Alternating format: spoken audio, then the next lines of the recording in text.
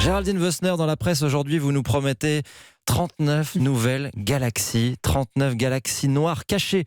De quoi s'agit-il exactement ? Mais ce sont des galaxies très anciennes, formées juste après la naissance de l'univers, dans les 2 milliards d'années qui ont suivi le Big Bang. Notre univers, il a 13,7 milliards d'années aujourd'hui. Certains soupçonnaient l'existence de ces galaxies, mais on les avait jamais repérées. C'est chose faite. Et l'équipe internationale à l'origine de cette découverte a publié ses résultats hier dans la revue Nature. Le Monde s'en fait l'écho avec une image parlante.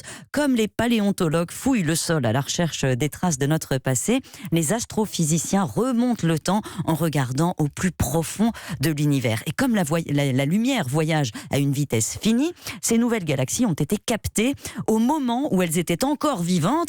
Et c'est ce qui surprend. Ces 39 galaxies sont aussi massives que notre Voie lactée, autour de 50 milliards de masses solaires, mais on les a détectées alors qu'elles formaient des étoiles à un rythme extrêmement intense. Et l'un des co-auteurs de l'étude, David Elbaz, du commissariat à l'énergie atomique, en est ébahi. On ne soupçonnait pas l'existence de galaxies géantes aussitôt dans l'histoire de l'univers. On ne sait pas encore l'expliquer. Alors, pourquoi on les appelle les galaxies noires ?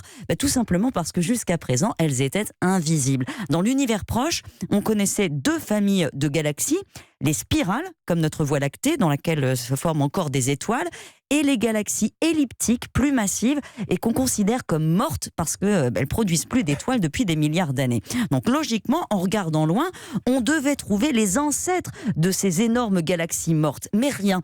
Le télescope spatial Hubble ne les détectait pas parce que la lumière de leurs étoiles était masquée par un amas de poussière interstellaire. Un autre télescope plus puissant en 2003 a permis de voir quelques taches, mais rien de plus.